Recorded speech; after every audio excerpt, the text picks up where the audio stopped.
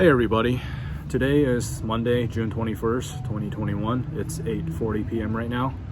I'm currently in Culver Plaza. It's in Irvine. I just gotta make sure nobody's around. Before I began filming, some guy just pulled up and told me that he wants to be in my video, and so I told him that I'm doing some activism.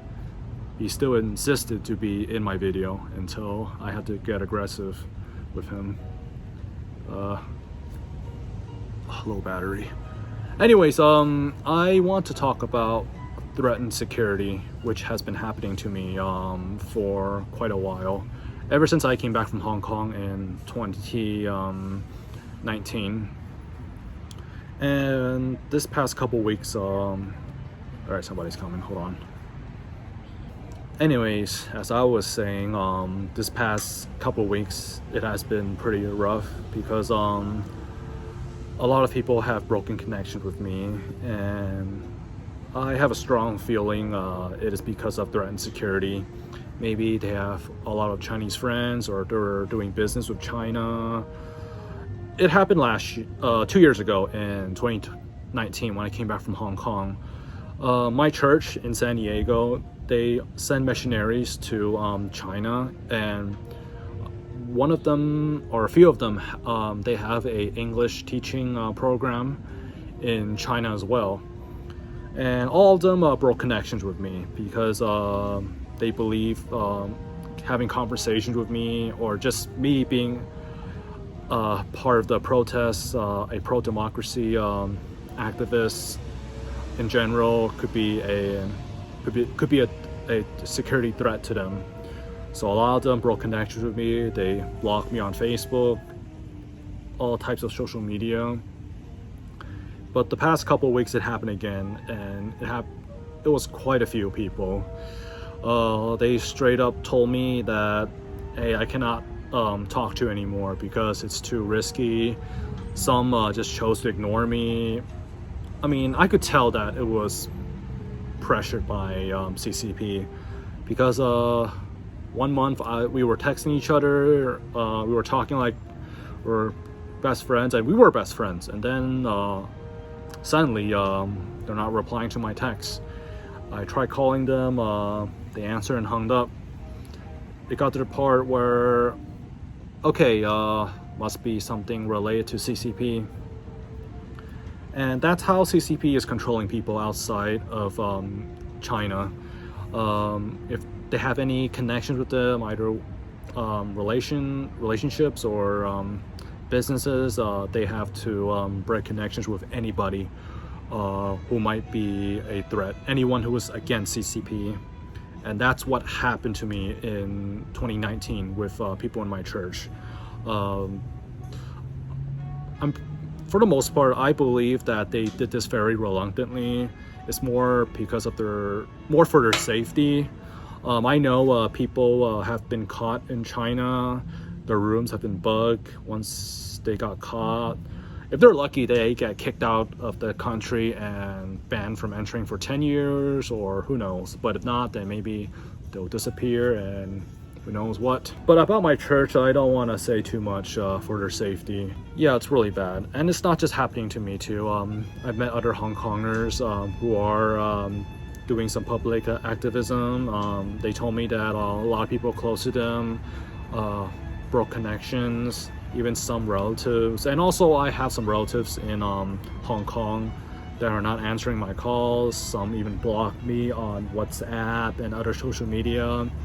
It's more because of their safety, especially in Hong Kong right now, due to the national security law. It's very unfortunate, but this is how CCP is controlling everybody's free will, who they're keeping touch with, what they're saying. Yeah, it's really, really bad. And I am really concerned at how much friends that I might lose because of this. I've also lost some family members. Most of them are from Guangzhou, my family's hometown. Yeah, they just didn't want to keep in touch with me. There were times when I went back to San Diego, I ran into them, tried to say hi, and they just kept walking.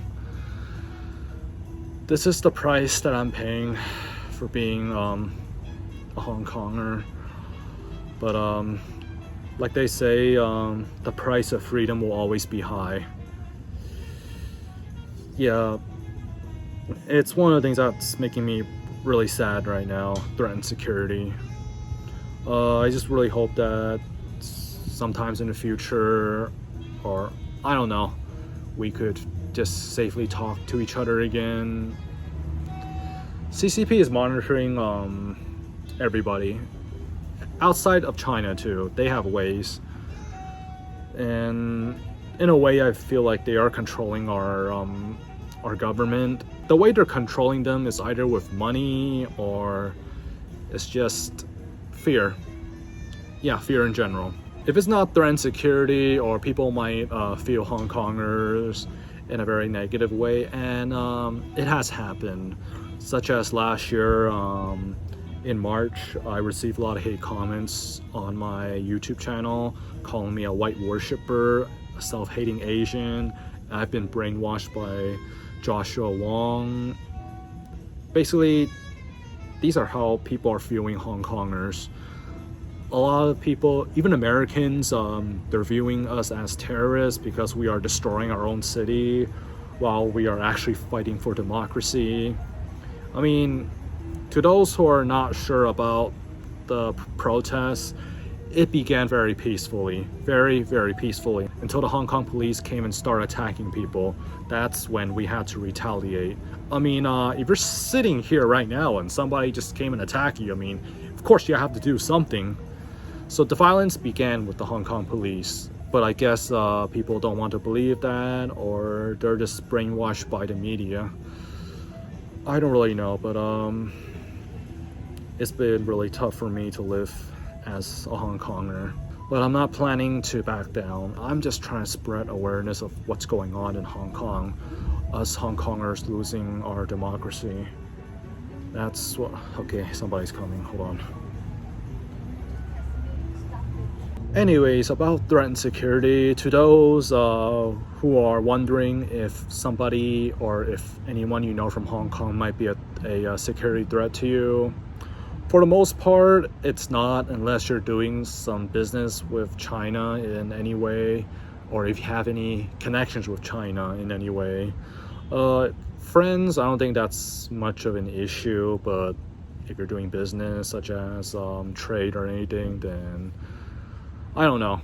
But if you are planning to enter mainland China or continue to do business with them, I would say it's okay to be friends with Hong Kongers, but whatever conversations you have about democracy or anything that was happening in Hong Kong before national security law was passed, it's best that you don't do it on social media, especially WeChat. It's best not to do it online. I mean, who knows the censorship that's going on in the internet, even outside of China. Yeah, that's all I want to say. I better get going. Anyways, take care everybody. Please continue to pray for Hong Kong.